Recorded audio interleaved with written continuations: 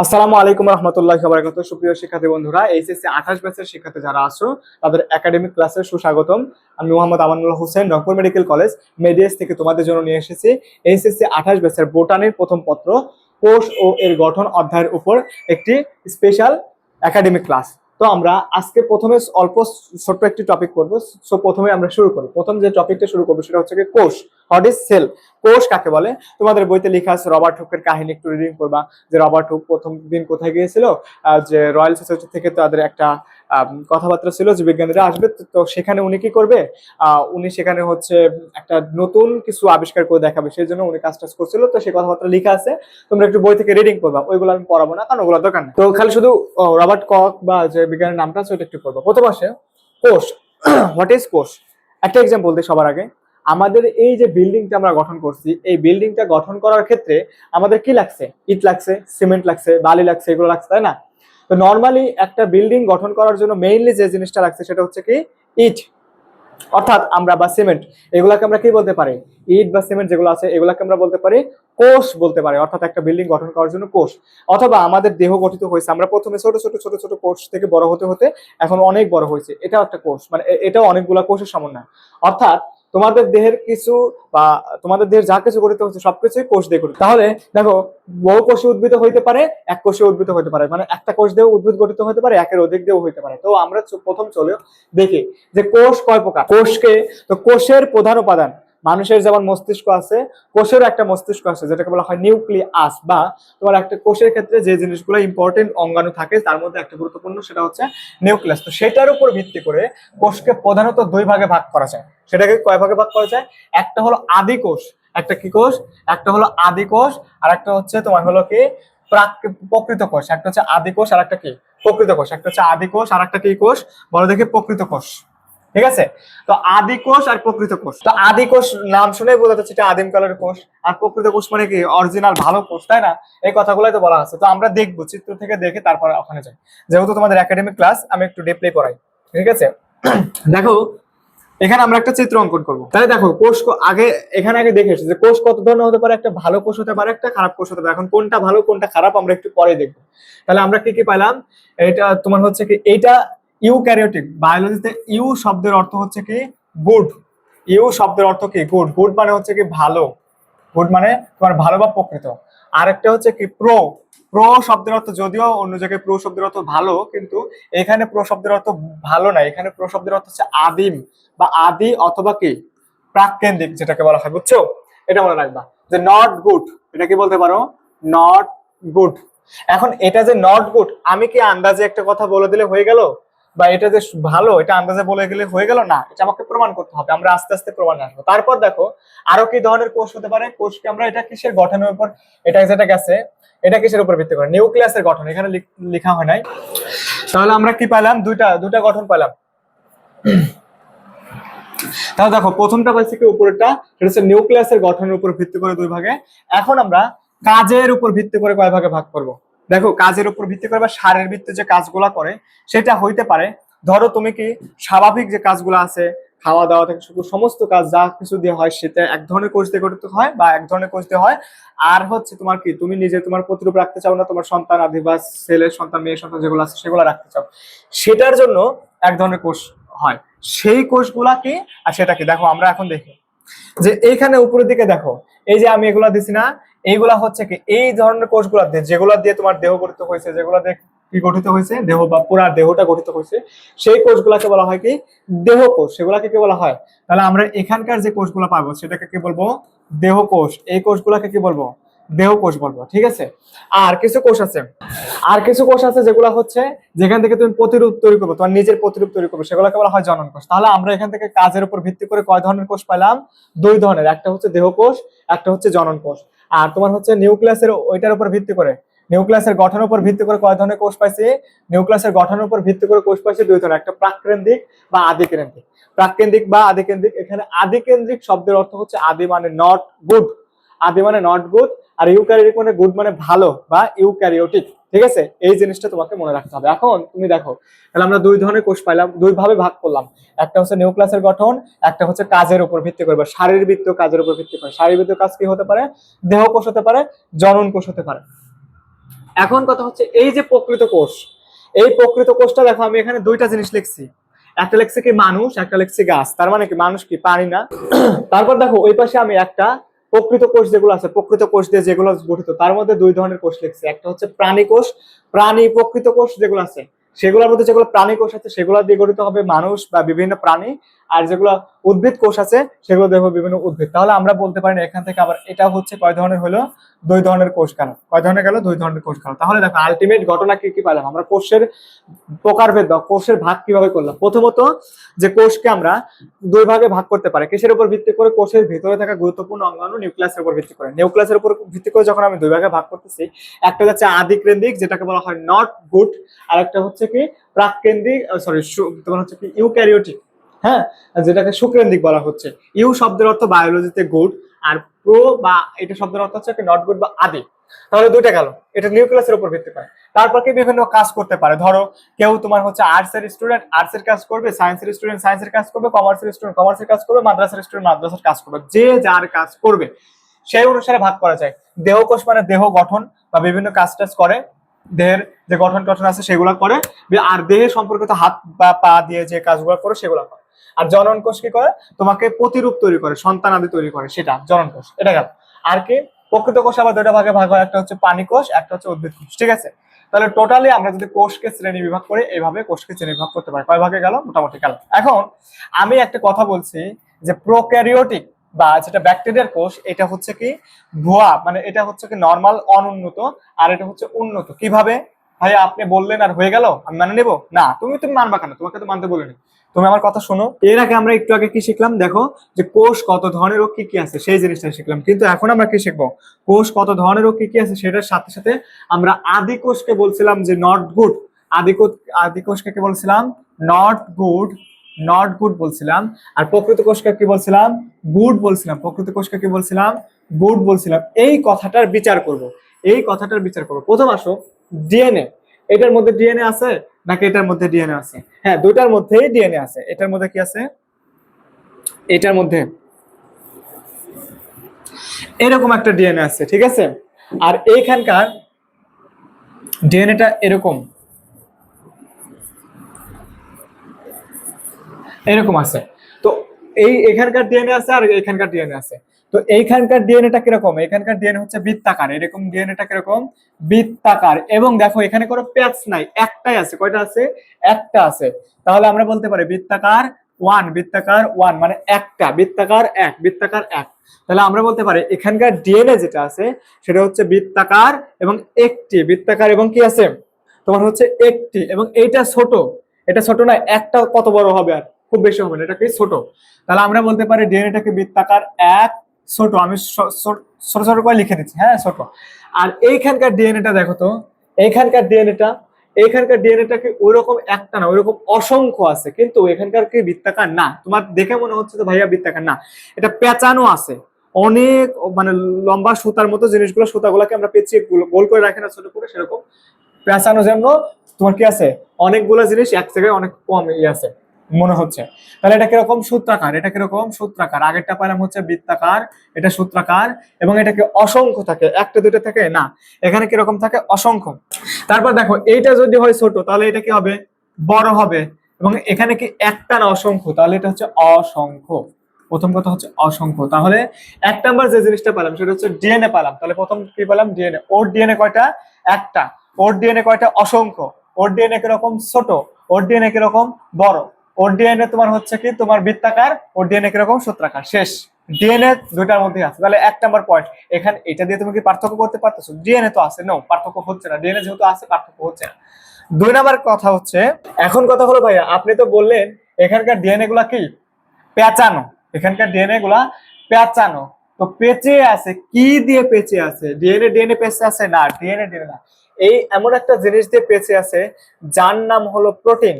কি ধরনের প্রোটিন? সেটাকে বলা হয় হিস্টোন প্রোটিন। তাহলে এখানে আমরা বলতে পারি কোনো একটা প্রোটিন দিয়ে এটা পেঁচে আছে, কোনো একটা প্রোটিন দিয়ে পেঁচে আছে। তাহলে এইখানকার যে এইটা আছে কি বলে ডিএনএটা আছে, এই ডিএনএটার মধ্যে আমরা বলতে পারি যে হলুদ কালার যেটা আমি দিলাম এইটা দিয়ে পেঁচে আছে। তো এই পেঁচানো জিনিসটাকে কি বলা হয়? Histone protein. পেঁচানো জিনিসটাকে কি বলা হয়? হিস্টোন প্রোটিন, হিস্টোন প্রোটিন বলা হলো। আর ওই সবুজ কালারের যে জিনিসটা ওটাকে কি বলা হচ্ছে? ডিএনএ। সবুজ কালারের যে জিনিসটা, সবুজ কালারটা ওইটাকে বলা হচ্ছে কি? ডিএনএ। তাহলে আমরা কি কি পেলাম? ডিএনএ পেলাম, প্রোটিন পেলাম। ডিএনএ এবং প্রোটিন, ডিএনএ এবং প্রোটিন, এইখানে শুধু ডিএনএ আছে। এখানে কি আছে? ডিএনএ আছে, এখানে কোনো হিস্টোন প্রোটিন নাই। যার কারণে এইটাকে শুধু ডিএনএই বলে। এটাকে কি বলে? শুধুমাত্র ডিএনএই বলে। আর এইটাকে ডিএনএ বলে না। কেন ডিএনএ বলে না? এটার মধ্যে ডিএনএ আছে, ডিএনএ এর সাথে হিস্টোন প্রোটিন আছে। আর ডিএনএ এবং হিস্টোন প্রোটিন, ডিএনএ এবং হিস্টোন প্রোটিন মিলে যা তৈরি করে, ডিএনএ এবং হিস্টোন প্রোটিন এই দুইটা মিলে যা তৈরি করে সেটাকে বলা হয় ক্রোমোজোম। সেটাকে কি বলে? ক্রোমোজোম। সেটাকে কি বলে? বলো দেখি। ক্রোমোজোম বলে। তাহলে তুমি একটা জিনিস খেয়াল করো, এখানে কি কি পেলাম আমরা? প্রথম যে পার্থক্যটা পাইছি ডিএনএ। প্রথম পার্থক্য আমি কি আনছি? ডিএনএ। ডিএনএ দুইটার মধ্যে আছে, নর্মাল কথাবার্তা শেষ। এইখানে ছোট বৃত্তাকার আছে, ওইখানে কি আছে? সূত্রাকার বড় অসংখ্য আছে। তো ডিএনএ দিয়ে পার্থক্য আমরা করতে পারি না। ডিএনএ এর মধ্যে আরো কি পেলাম? এইটার ডিএনএ ক্ষেত্রে একটু পার্থক্য আছে। এইটার ডিএনএ এর মধ্যে আছে হিস্টোন প্রোটিন, ওইটার ডিএনএ এর মধ্যে কোনো হিস্টোন প্রোটিন নাই। আর যখন কোনো ডিএনএ এর সাথে হিস্টোন প্রোটিন থাকে এবং সেটা সূত্রাকার হয়, তখন সেই দুইটাকে একত্রে বলা হয় হচ্ছে ক্রোমোজোম। তাহলে আমরা প্রথম কি পেলাম? ক্রোমোজোম পেলাম। এখন আমি আলটিমেট কথা হচ্ছে এটার মধ্যে সূত্রাকার ডিএনএ পাইছি, আলটিমেট কথা এখানে পাইছি ডিএনএ না, এখানে পাইছি ক্রোমোজোম। তুমি কি বলতে পারো? এখানে আমরা পাইছি ক্রোমোজোম, এখানে কোনো ডিএনএ না, এখানে ক্রোমোজোম পাইছি। টোটালি সব মিলাই তো বলতে হবে, তাই না? তাহলে আমরা ওখানে ক্রোমোজোম পাইছি, এখানে বৃত্তাকার ডিএনএ পাইছি। ঠিক আছে, এটা গেল। এখন দ্বিতীয় পয়েন্ট,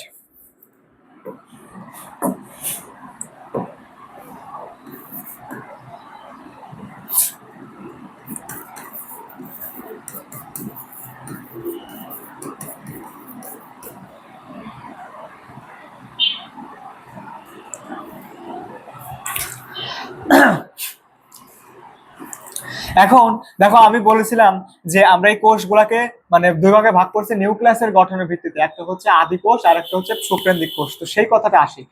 তুমি দেখো সর্বপ্রথম একটা কথা বলি, নিউক্লিয়াস গঠন হওয়ার জন্য যে শর্তটা লাগে, নিউক্লিয়াস গঠন হওয়ার জন্য যে শর্তটা লাগে তার মধ্যে ক্রোমোজোম থাকতে হবে। শুধু ডিএনএ থাকলে নিউক্লিয়াস হয় না। এইখানে শুধুমাত্র ডিএনএ আছে, তাই এটা কি নিউক্লিয়াস হবে? না, এটা হবে না। এখানে ক্রোমোজোম আছে, তাহলে এইখানে নিউক্লিয়াস হওয়ার সম্ভাবনা আছে। তাহলে নিউক্লিয়াস হওয়ার শর্ত কি? ক্রোমোজোম থাকতে হবে। তাহলে এখানে কি নিউক্লিয়াস হবে? না, নিউক্লিয়াস হবে না। ওইটা কি হবে? নিউক্লিয়াস হবে। তো আমরা ওইটা নিউক্লিয়াস দেখাই। দেখো এখানে আমরা কি পাইছি? নিউক্লিয়াস পাইছি। কি পাইছি? নিউক্লিয়াস। এই যে আমি যেটা আঁকাইলাম না এরকম, এই যে মাঝখানে ফাঁকা রাখছি, এই ফাঁকা স্থানগুলোকে বলা হয় নিউক্লিয়ার পোর বা ছিদ্র। হ্যাঁ, তোমরা নিউক্লিয় যে ওইটা যখন পড়বা, নিউক্লিয়াসটা পড়বা, তখন দেখবা যে নিউক্লিয়ার রন্ধ্র বলা হচ্ছে তোমাদের বইতে। এটা হচ্ছে নিউক্লিয়ার রন্ধ্র। এটাকে কি বলা হচ্ছে? নিউক্লিয়ার রন্ধ্র। তো এইখানে আমি একটা জিনিস অঙ্কন করি। এইখানে এই পাশে দেবো, এই পাশে দেই। এই যে সাদা কালার দেখো একটা দিচ্ছি, গোলাকার সাদা কালার, এটাকে দিলাম। এইটাকে বলা হয় হচ্ছে নিউক্লিওলাস। এটাকে কি বলা হচ্ছে? নিউক্লিওলাস। নিউক্লিও। তাহলে সাদা কালার যেটা দিলাম এটাকে বলা হয় নিউক্লিওলাস, আর ওইটা হচ্ছে নিউক্লিয়ার রন্ধ্র। আর এই যে এখন যেগুলো অঙ্কন করতেছি, যেগুলো বলতেছি, এগুলোকে এই যে তরল পদার্থ এটাকে বলা হয় নিউক্লিওপ্লাজম। তাহলে একটা জিনিস দেখো, প্রথম পাইছি ডিএনএ, ডিএনএ এর সাথে হিস্টোন প্রোটিন যখন যুক্ত হচ্ছে তখন সেটা হচ্ছে ক্রোমোজোম। ক্রোমোজোম পাইছি, ক্রোমোজোমের সাথে ক্রোমোজোম যেটার সাথে লেগে আছে সাদা কালারের গোলাকার, ওইটাকে বলা হয় নিউক্লিওলাস বা নিউক্লিওলাস। ঠিক আছে, এটা বলা হচ্ছে। তাহলে নিউক্লিওলাস পাইছি। তারপর কি পাইছি? এর চারিদিকে একটা ছিদ্র থাকে, এরকম এরকম ছিদ্র আছে, ছিদ্র পাইছি, সেটাকে বলা হয় নিউক্লিয়ার রন্ধ্র। এবং এই যে এইগুলাকে বলা হচ্ছে কি? Nuclear membrane. এগুলাকে কি বলা হচ্ছে? এগুলাকে বলা হচ্ছে নিউক্লিয়ার মেমব্রেন। নিউক্লিয়ার মেমব্রেন, এগুলাকে কি বলা হচ্ছে? Nuclear membrane. তাহলে এগুলাকে বলা হচ্ছে নিউক্লিয়ার মেমব্রেন, এটাকে বলা হচ্ছে নিউক্লিওলাস, এটাকে বলা হয় নিউক্লিয়ার রন্ধ্র, এগুলোকে বলা হয় নিউক্লিওপ্লাজম, আর এটাকে কি বলা হচ্ছে? ডিএনএ। তোমার হচ্ছে কি? নিউক্লিয়ার রন্ধ্র। তাহলে আমি দেখো একটা কোষের ক্ষেত্রে এটার ক্ষেত্রে কি পাইছে? ডিএনএ পাইছে, ওইটার ক্ষেত্রে কি? নিউক্লিওলাস, সবকিছু পাইছে মোটামুটি। তো এটা নিউক্লিয়াসই ভালো দেখতে নাকি এটা নিউক্লিয়াসই ভালো? বলো তো, এটা কি নিউক্লিয়াস হয়েছে আদৌ? আমি কি বলছি, নিউক্লিয়াস হওয়ার জন্য প্রথম শর্ত হচ্ছে কি? ক্রোমোজোম থাকতে হবে। কি থাকতে হবে রে? ক্রোমোজোম। ক্রোমোজোম থাকতেই হবে। নিউক্লিয়াস হওয়ার প্রথম শর্ত হচ্ছে ক্রোমোজোম থাকতে হবে। ক্রোমোজোম যদি না থাকে তাহলে নিউক্লিয়াস তো হবে না। ওটার মধ্যে ক্রোমোজোম আছে, ওটার মধ্যে নিউক্লিওলাস আছে, নিউক্লিয়ার রন্ধ্র আছে, সবই আছে। তাহলে ওইটা নিউক্লিয়াস সুগঠিত না, এটা নিউক্লিয়াস কি অগঠিত না? তাহলে আমরা বলতে পারি এটার নিউক্লিয়াসটা কিরকম? এটার নিউক্লিয়াসটা হচ্ছে কি? এটার নিউক্লিয়াস হচ্ছে অগঠিত। তোমাদের বইতে যা লেখা আছে খুঁজে বের করে দেখবা। এইভাবে লেখা আছে। আর এটা নিউক্লিয়াস কিরকম, সুগঠিত। এটা নিউক্লিয়াস কিরকম রে, সুগঠিত। শেষ।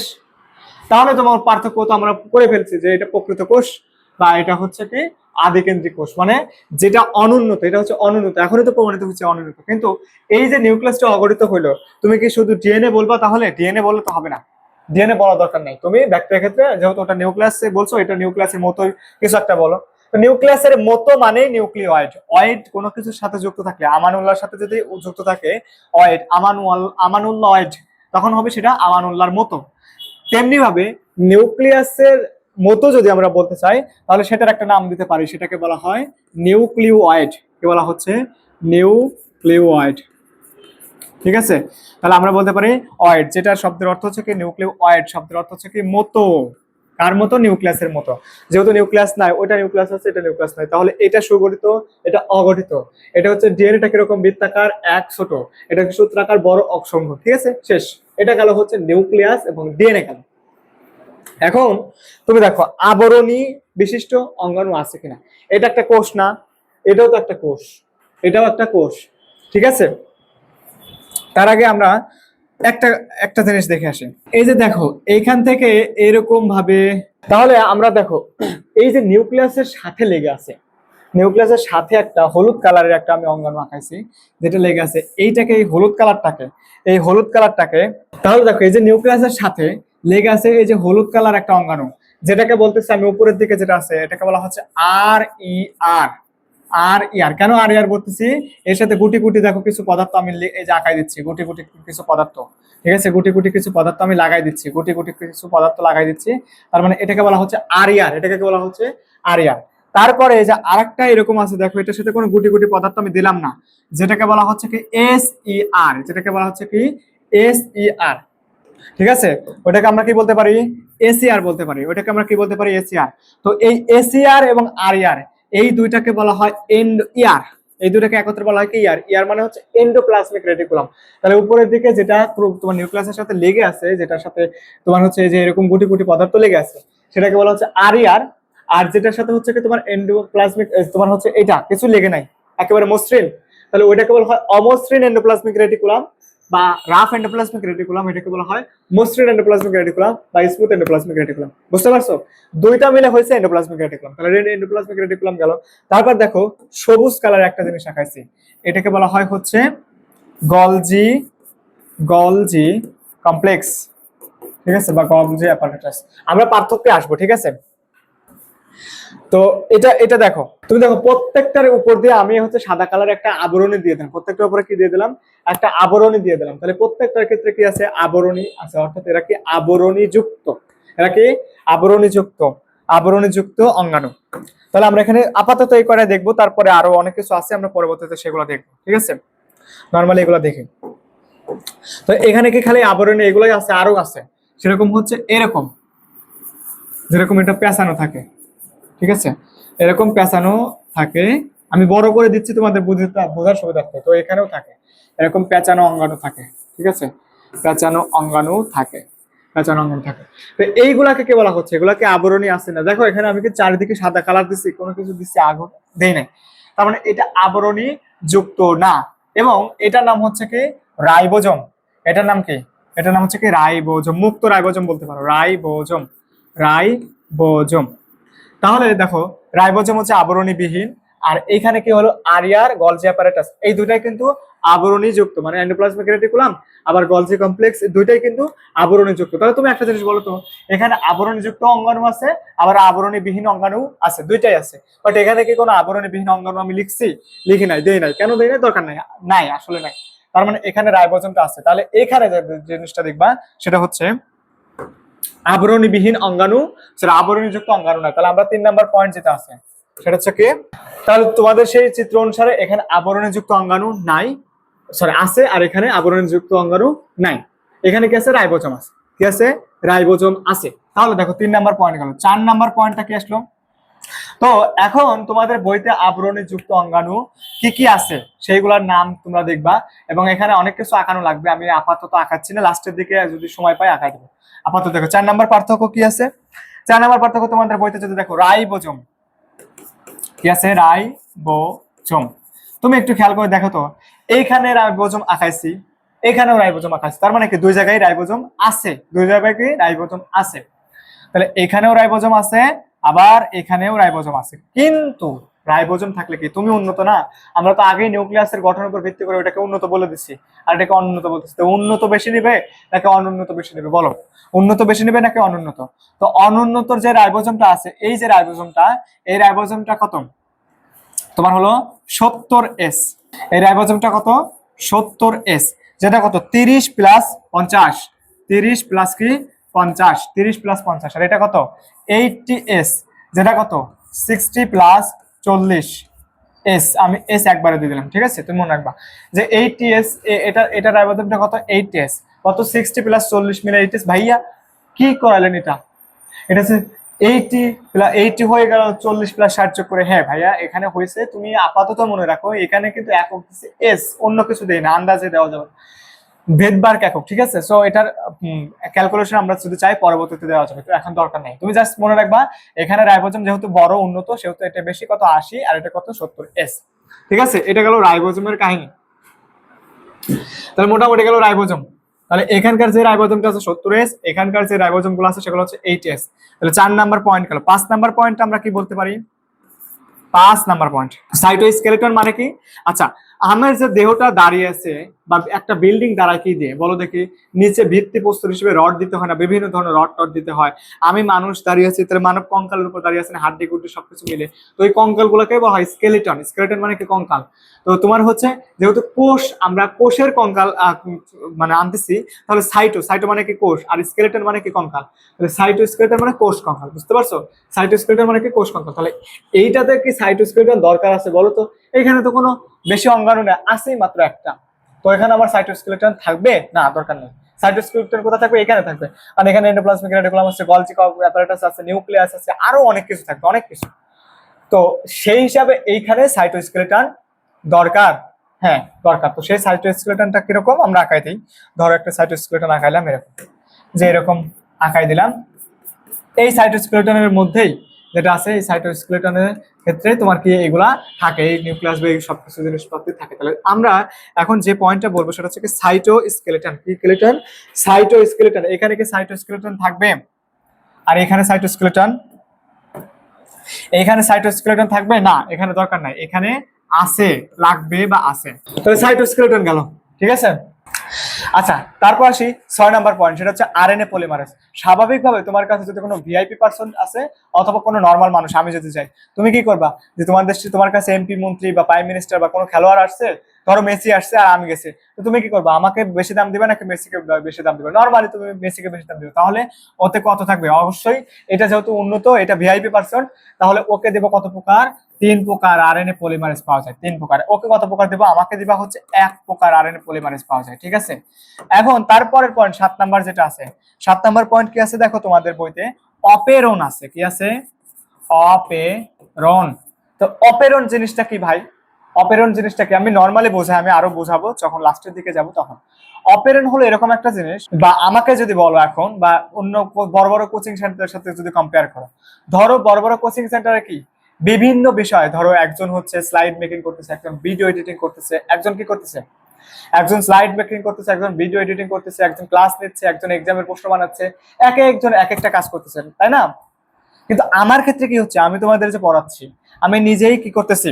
আমি নিজেই হলো কি বলে, তোমাদের ক্লাস নিচ্ছি, ভিডিও করতেছি, স্লাইড মেকিং করতেছি, সব কিছু করাচ্ছি একসাথে, আমি নিজে একাই। তাহলে তুমি আমাকে বলতে পারো যে আমি সবকিছু একটা দিয়েই করতেছি, আমার একটাই দেহ, এই একটা দেহ দিয়ে আমি সবকিছু করতেছি, এই একটা হাত পা দিয়ে সবকিছু করতেছি, সবগুলা প্রোটিন বানাচ্ছি, সবগুলা কাজ করতেছি, ঠিক আছে? আর ওরা কি আলাদা আলাদা কাজ দিয়ে করতেছে। তাহলে ওদের তো মানে এই জিনিসটা, এটাই হচ্ছে অপেরণ। এই যে আমি, আমাকে তুমি কল্পনা করো, এখানে আমাকে কল্পনা করো, ধরো হচ্ছে এই যে আমি এটা কি করলাম? স্লাইড মেকিং করতেছি, তারপর হচ্ছে এটা কি করলাম? ভিডিও এডিটিং করতেছি, ঠিক আছে? তারপর এটা কি করলাম? এখান থেকে ধরো হচ্ছে তোমার হলো কি, এই যে আমার তোমার হচ্ছে ক্লাস রেকর্ড করতেছি, 3টা কাজ করলাম। এই 3টা কাজ আমি একটা ধরনের জিনিস দিয়েই করব, সেটা হচ্ছে সেটার সেই জিনিসটাকে এটা বলা হচ্ছে সেই আরএনএ পলিমারেজ। বা এখানে কি হচ্ছে? এক ধরনের আরএনএ পলিমারেজ, ঠিক আছে। আরএনএ পলিমারেজ এক ধরনের আরএনএ পলিমারেজ দিয়ে আমরা করি, আরএনএ-পি দিয়ে। ঠিক আছে, এই তিনটা কাজ এক ধরনের জিনিস দিয়ে করতেছে, জন্য এটাকে বলা হচ্ছে অপেরণ। আর এই ক্ষেত্রে কি হয়েছে, যে এখান থেকে আমরা যদি ওরটা কল্পনা করি 2 3 এরকম তিনটা জিনিস দিয়ে আলাদা আলাদা ভাবে করতেছে। ঠিক আছে, তাহলে অপেরণ হলো এরা হচ্ছে একটাই, অর্থাৎ একটি মাত্র এমআরএনএ তৈরি করবে, এখানে একটি মাত্র এমআরএনএ তৈরি করবে। যেই এমআরএনএটা এখানে, যে আমরা একটা অপেরণের ক্ষেত্রে কি হবে, একটি মাত্র এমআরএনএ তৈরি করবে, এখানে কি করবে, একটি মাত্র এমআরএনএ তৈরি করবে। সেই এমআরএনএটা তোর অসংখ্য, মানে যে কয়টা প্রোটিন লাগবে সবগুলো প্রোটিন তৈরি করবে। আর এখানে প্রত্যেকটা, এইটার জন্য একটা এমআরএনএ, এখানের জন্য একটা এমআরএনএ, এখানের জন্য একটা এমআরএনএ। ধরো প্রোটিন তৈরিতে আমি আরএনএ পলিমারেজ বলছি বারবার, এখানে এমআরএনএ কথাটা আনবা। ঠিক আছে, এমআরএনএ কথা আনবা। তো এই এমআরএনএ দিয়ে একটা তৈরি হবে, এই এমআরএনএ দিয়ে একটা তৈরি হবে, একটা এমআরএনএ দিয়ে আরেকটা তৈরি হবে। ঠিক আছে, তাহলে তিনটা এমআরএনএ দিয়ে তিনটা হবে, কিন্তু এখানে তিনটা এমআরএনএ না, এখানে একটা এমআরএনএ দিয়ে সবগুলা প্রোটিন তৈরি হবে, সবগুলা প্রোটিন, রেগুলেটরি প্রোটিন, জিন প্রোটিন, সবগুলা প্রোটিন তৈরি হবে। তাহলে তোমাকে আমি বুঝাইতে পারছি যে সবগুলা একসাথে হইলে পরে সেটা হচ্ছে অপেরণ, আর এটা অপেরণ না। তাহলে তুমি এখন বলো, আমাকে বলো, অপেরণ কোথায় পাবা আর কোথায় পাবা না? এখানে অপেরণ থাকবে না, এখানে অপেরণ নাই, কারণ অপেরণ হইতে হলে একটা থেকে সবগুলো হবে, যেমন এটাই হয়েছে। কিন্তু এখানে একটা থেকে আলাদা আলাদা প্রত্যেকটা থেকে প্রত্যেকটা হয়েছে। তাহলে তুমি দেখো এইখানে যেটা আছে, তাহলে অপেরণ আছে। ঠিক আছে, এটা গেল অপেরণ। এবং 8 নাম্বার পয়েন্ট দেখো তোমাদের বইতে কি আছে, ইন্ট্রন আর এক্সন। তো তুমি একটা জিনিস দেখো, ধরো এই যে প্রোটিনটা, আমরা এই প্রোটিনটা পাইলাম, যে এটা তোমার হচ্ছে কি তিনটা যেটা করলো, তো এখানে যেটা আছে সেটা হচ্ছে এরকম আছে। এই যে আমার কোচিং, যেটা আমার কোচিং, আর তুমি এটা খেয়াল করো, এটা হচ্ছে টোটাল একটা জিনিস। ঠিক আছে, তো আমার কোচিং এ যতগুলা ইনফরমেশন আছে, কোথায় কি হচ্ছে, কোন ব্যাচে কি হচ্ছে না হচ্ছে, সবকিছু আমি জানি না। যে র্যাপিড ফায়ার কখন, টেলিগ্রামে কখন পড়ানো হবে, কখন মেডিকেল ব্যাচ আছে, কখন তোমার হচ্ছে কি সেকেন্ড টাইমের ব্যাচ আছে, সবগুলা ইনফরমেশন আমি জানি।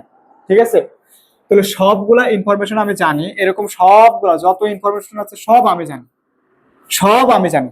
এখানে কোনো ফাঁকা জায়গা আছে আমি জানি না এমন কোনো কিছু আছে না, আমার কোচিং এ আমি সব বেশি জানি। তার মানে হচ্ছে কি, এখানে কোনো ফাঁকা জায়গা নাই। ঠিক আছে, বুঝতে পারছো? আর এই কোচিং এর ক্ষেত্রে, এই যে বড় কোচিংটা, এই বড় কোচিংটার ক্ষেত্রে দেখবা যে এইখানে কিছু আছে যেটা, মানে এই যে টোটাল কোচিংটার যে মালিক, সেই কোচিংটার মালিক জানে। আবার এইখানে কিছু আছে, সেটাও ওই কোচিং এর মালিক জানে। এইখানে কিছু আছে, ওটাও কোচিং এর মালিক জানে। এখানে কিছু আছে, এটাও কোচিং এর মালিক জানে।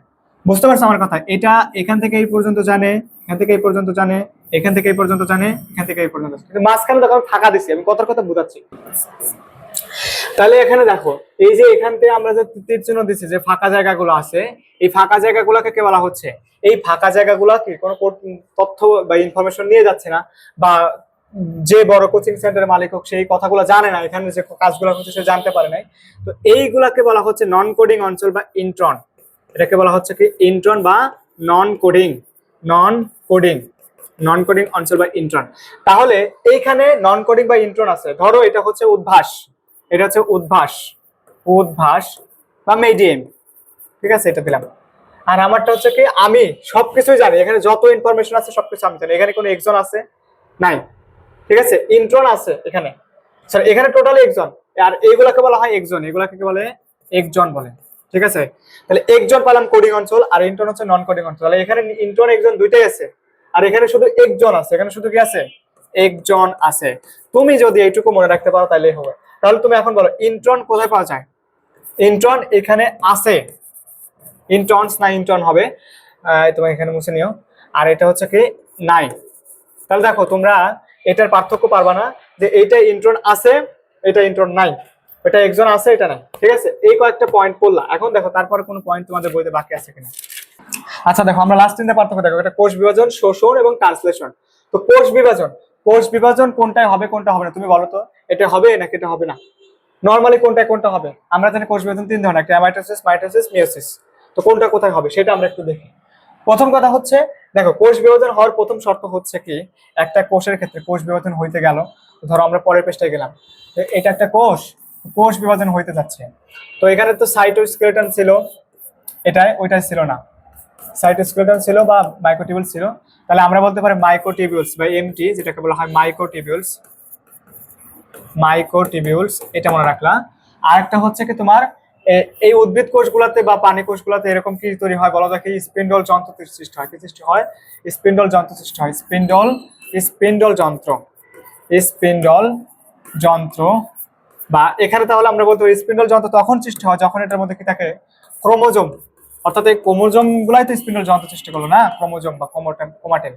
তাহলে আমি একটা জিনিস বলো, তোমার হচ্ছে কি যে তোমার যখন আমাদের মাইটোসিসের বা মায়োসিসের বিভিন্ন ধাপ হয় তখন এই ক্রোমোজোম বা স্পিন্ডল যন্ত্রের কথাবার্তা আসে না? আসে তো। তার মানে হচ্ছে কি শর্ত, কি শর্ত হচ্ছে কি মায়োসিস অথবা মাইটোসিস এইরকম কোষ বিভাজন হওয়ার শর্ত হচ্ছে ক্রোমোজোম থাকতে হবে, অথবা তারপর কি স্পিন্ডল যন্ত্র সৃষ্টি হবে, আর হচ্ছে মাইক্রোটিবিউলস থাকতে হবে। ঠিক আছে না? এই কয়টা হচ্ছে শর্ত। এটা হচ্ছে কোনটা শর্ত? মাইটোসিস আর মিওসিস। মাইটোসিস আর একটা হচ্ছে কি মিওসিস। মাইটোসিস এবং মিওসিসের শর্ত 1 নাম্বার। কিন্তু তুমি যে আগের সেলটা দেখলা, এই যে সেলটা দেখলা, এখানের মধ্যে কোনো কিছু ছিল? এগুলা ছিল না, কিচ্ছু ছিল না, কিছুই ছিল না। যেহেতু ছিল না সেহেতু এটা তোমার হচ্ছে কি হবে? মাইটোসিস হবে, মানে মাইটোসিস মিওসিস হবে না? হবে না। তাহলে কি হবে? বাকি আছে একটা, কোষ বিভাজন তো হবে, তাই না? কোষ বিভাজন তো হইতেই হবে, তাছাড়া এ হবে কেমনে? সেটা অ্যামাইটোসিস, বানানটা দেখবে অ্যামাইটোসিস। তাহলে এইটাই হলো অ্যামাইটোসিস, এই দুটোই হলো মাইটোসিস মিওসিস। তাহলে আমরা যদি দেখি যে এখানে কি হবে? কোষ বিভাজন, এখানে হবে অ্যামাইটোসিস, এখানে হবে মাইটোসিস মিওসিস। ঠিক আছে, এই কয়েকটা জিনিস খেলো। এখন আসো শোষণ, মুখস্থ করো। এখানে হবে সবাত প্লাস অবাত, মানে এখানে দুইটাই হবে, উন্নত অনুন্নত। প্রথম ছিল, আস্তে আস্তে উন্নত হয়ে গেছে। এই যে আমি এখন আমি অনুন্নত বলতে ছোট অবস্থা আছে, আস্তে আস্তে বড় হয়ে যাবে। সবাত অবাত দুইটাই আছে ইনশাল্লাহ। আর এখানে কি শুধুমাত্র অনুন্নত অবাত আছে। ঠিক আছে, যাদের ইচ্ছা নাই তারা উঠতে পারে। এখন ট্রান্সলেশন মানে কি? প্রোটিন তৈরি। ট্রান্সলেশন মানে এমআরএনএ থেকে প্রোটিন তৈরি। তুমি দেখো তো, আমি সর্বপ্রথমেই একটা জিনিস দেখাইছি না? এই যে এখান থেকে কি হলো? এই যে তোমার এমআরএনএ তৈরি হলো, এখান থেকে কি রাইবোজোম হয়ে এখান থেকে কি সৃষ্টি হলো? এখান থেকে এই যে রাইবোজোম হয়ে এমআরএনএ এর কোড মোড এসে যে এরকম নীল কালার যে জিনিসটা তৈরি হলো, এটাকে বলা হচ্ছে কি প্রোটিন। এটাকে কি বলে? প্রোটিন তৈরি হলো, প্রোটিন। আবার এখানেও তাই হলো, এখান থেকে কি? এখান থেকে হচ্ছে প্রোটিন তৈরি হলো। সরি এটা বাইরে চলে গেছে। প্রোটিন তৈরি হলো, এখানে কি হলো? প্রোটিন তৈরি হলো, প্রোটিন। তাহলে এটাকে কি বলবো? প্রোটিন। তাহলে দুইটাই প্রোটিন তৈরি হয় না? তাহলে ট্রান্সলেশন ঘটে, কিন্তু ট্রান্সলেশন কোনটা কাছে হয় কোনটা দূরে হয় দেখো তো। এই যে এইখানে রাইবোজোম যেগুলো ছিল, এই রাইবোজোম গুলা কি তোমার এখানকার যে এমআরএনটা, এখান থেকে নিউক্লিয়াস থেকে যে জিনিসগুলো আসছে, এই নিউক্লিয়াস থেকে এমআরএনএ এর যে কাহিনী বা ক্রোমোজোম থেকে যে এমআরএনএ এর যে কথাগুলো আসছে, সেগুলো এখান থেকে আগে এই নিউক্লিয়ার রন্ধ্রটা ভেদ করছে, এখান থেকে নিউক্লিয়ার রন্ধ্রটা ভেদ করছে। ঠিক আছে, এখানে যে এমআরএনএ এর যে কথাগুলো আসছে, মানে ইনফরমেশন গুলো আসছে, সেটা আবার কি এই যে নিউক্লিয়ার রন্ধ্রটা ভেদ করছে, তারপর এখানে আসছে, তারপর এখানে। কিন্তু এইখানে দেখো তো, এই ডিএনএ টা কাছাকাছি না, এখানে কি আবার তোমার রন্ধ্র ভেদ করতে হয়েছে? হয় নাই, বা এটা একেবারে কাছাকাছি আছে। তাহলে আমরা নর্মালি এই কথাটা বলতে পারি না যে যেহেতু এটা কাছাকাছি হয় নাই, তার মানে হচ্ছে কি এটা কাছাকাছি হয়েছে। সরি, যেহেতু এটা হচ্ছে কি ভেদ করতে হয়, তার মানে কি এটা কাছাকাছি এবং কম সময় লাগছে। তাহলে এটা মনে রাখবা যে এমআরএনএ কাছেই তৈরি হয়। ঠিক আছে, এমআরএনএ তৈরি হয় কাছেই, এমআরএনএ ট্রান্সক্রিপশনের মাধ্যমে তৈরি হয়, তারপর সেখান থেকে কি হয়? এমআরএনএ পর ট্রান্সলেশন তাড়াতাড়ি হয়। মানে কাছে তৈরি বলতে ট্রান্সলেশন তাড়াতাড়ি হয়।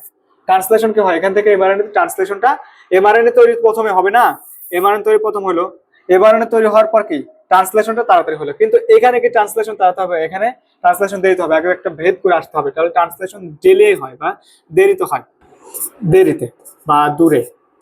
তোমাদের বইতে যেভাবে লেখা আছে সেভাবে লেখা। ঠিক আছে, তাহলে দুইটাই কিন্তু ট্রান্সলেশন হয়, ওটাই হয় প্রোটিন তৈরি, কারণ রাইবোজোম আছে, প্রোটিন তৈরি হবে, নরমাল কথাবার্তা শেষ। তাহলে একটা কোষের গঠনে আমরা যদি বলি, এটা কি পেলাম? এই টোটাল জিনিসটাকে আমরা বলতে পারি একটা কোষের গঠন। এর তোমার হচ্ছে কি প্রোক্যারিওটিক এবং ইউক্যারিওটিকের মধ্যে পার্থক্য। তাহলে আমি যদি একটা রিভাইজ করি বা রিভিউ করি, একটা কোষকে প্রধানত আমরা দুই ভাগে ভাগ করতে পারি। কোষকে প্রধানত দুই ভাগে ভাগ করা যায় নিউক্লিয়াসের উপর ভিত্তি করে। একটা হচ্ছে কি ইউক্যারিওটিক, একটা হচ্ছে কি তোমার হচ্ছে প্রোক্যারিওটিক। প্রো শব্দের অর্থ হচ্ছে আদি বা প্রাককেন্দ্রিক, ইউ শব্দের অর্থ গুড বা ভালো, ঠিক আছে। এখন ইউক্যারিওটিক যে কোষগুলো আছে, এই ইউক্যারিওটিক নিউক্লিয়াস গুলো সুগঠিত, এটা নিউক্লিয়াস গুলো অগঠিত। তারপর হচ্ছে কি আমরা নিউক্লিয়াস তোমার হচ্ছে কি আবার দুই ভাগে ভাগ করতে পারি। এই যে ইউক্যারিওটিক যেটা আছে আমরা কি পাইলাম এখানে, এই ইউক্যারিওটিক, তারপর সরি এই কোষগুলোকে আবার দুই ভাগে ভাগ করতে পারি কাজের উপর ভিত্তি করে, কি দেহ কোষ আর একটা হচ্ছে কি তোমার হচ্ছে কি জনন কোষ। দেহ কোষ এবং জনন কোষ, দেহ কোষ কি করলো, দেহ গঠন করলো, আর হচ্ছে কি তোমার হচ্ছে জনন কোষ কি করলো, জননের কাজ করলো, ঠিক আছে, জননের যে কোষগুলো আছে সেগুলো গঠন করবে। তারপর হচ্ছে কি তোমার হচ্ছে কিছু আছে পানি কোষ, কিছু আছে উদ্ভিদ কোষ, এইটা কেন, ঠিক আছে। এখন তুমি এখান থেকে সংজ্ঞা দিতে পারবা না যে কোষ কাকে বলে। কোষ দেখো প্রথমে গঠন করছে আবার কাজও করছে, আমি তোমাকে কিন্তু বলছি কাজও করে গঠন করে, তাহলে কাজের এবং গঠনগত একককে বলা হয়, অর্থাৎ দেহ কোষ হচ্ছে স্ট্রাকচারাল এন্ড ফাংশনাল, অর্থাৎ আমরা বলতে পারি প্রথমে গঠন বা কাজ, তাহলে কাজ এবং গঠনের একককেই বলা হয় কি দেহ কোষ বলে, সরি কোষ বলে। তারপর আসলে কোষের আমরা ইউক্যারিওটিক বলছি, এটাকে বলছি ভুয়া মানে খারাপ বা আদি, আর এটাকে বলছি ভালো। তবে পার্থক্য দেখাতে হবে না, প্রথম পার্থক্য ডিএনএ এটার মধ্যে আছে এটার মধ্যে আছে, ডিএনএ এটার মধ্যে একটা এটার মধ্যে অসংখ্য, এটার মধ্যে বৃত্তাকার এটার মধ্যে সূত্রাকার, এটার মধ্যে একটা এটার মধ্যে অসংখ্য, ঠিক আছে, এটার মধ্যে ছোট এটা হচ্ছে বড়। তারপর হচ্ছে নিউক্লিয়াস, নিউক্লিয়াস আর প্রথম শর্ত হচ্ছে ক্রোমোজোম থাকতে হবে, এখানে ক্রোমোজোম আছে, কিভাবে ক্রোমোজোম আছে, ওইখানে যে ডিএনএটা ছিল এখানকার সূত্রাকার ডিএনএ এর সাথে পেঁচায়া থাকতে হবে, কি দিয়ে পেঁচায় থাকবে, হিস্টোন প্রোটিন দিয়ে। হিস্টোন প্রোটিন দিয়ে যখন কোনো ডিএনএ পেঁচায় থাকে তখন সেটাকে বলা হয় ক্রোমোজোম। ক্রোমোজোম যখন সেটা হয় তখন সেটা তার আশেপাশে নিউক্লিওলাসের সাথে যুক্ত হয়ে তারপর নিউক্লিওপ্লাজম একসাথে গঠিত হয়, নিউক্লিয়ার রন্ধ্র এবং নিউক্লিয়ার মেমব্রেন সবকিছু একসাথে হয়ে একটা নিউক্লিয়াস গঠিত হয়। তাহলে এই বড় অংশটার নাম কি, এটার নাম হচ্ছে কি, এটার নাম হচ্ছে নিউক্লিয়াস। তাহলে আমরা পাইলাম হচ্ছে নিউক্লিয়াস। তাহলে ওখানে নিউক্লিয়াসটা কিরকম সুগঠিত, এখানকার নিউক্লিয়াস কি আছে না, এখানে নিউক্লিয়াস নাই, নিউক্লিয়াসের মতো একটা জিনিস সেটাকে বলা হয় নিউক্লিওয়েড, এটা বৃত্তাকার, ঠিক আছে। তারপর হচ্ছে কি আবরণী, এটা আবরণবিহীন অঙ্গাণু নাই, এখানে আবরণবিহীন এবং আবরণযুক্ত দুই ধরনের অঙ্গাণু আছে, এখানে নাই। তারপর হচ্ছে কি রাইবোজোম, এটার মধ্যে রাইবোজোম বেশি 8s, এটা 7s, এটা কত সাইটোস্কেলেটন আছে, এটা না, এটা হচ্ছে কি আরএনএ পলিমারেজ, এটা তিন প্রকারের ডাক পড়া, এটা হচ্ছে অপেরন, এটা অপেরন থাকবে না, এটা না, এটা আছে ইন্ট্রন, এটা আছে, এটা না, ঠিক আছে। তাহলে এইভাবে যদি পার্থক্যগুলো দেখো তাহলে মোটামুটি শেষ। তো আজকের মতো এই পর্যন্ত, আসসালামু আলাইকুম ওয়া রাহমাতুল্লাহি ওয়া বারাকাতুহু। সবাই ভালো থাকবা, সুস্থ থাকবা, বন্ধুদের মধ্যে শেয়ার করবা, আশা করি তোমাদের লাভবান হবে, উপকৃত হবে। নেক্সট ক্লাসের জন্য আমরা ওয়েট করব।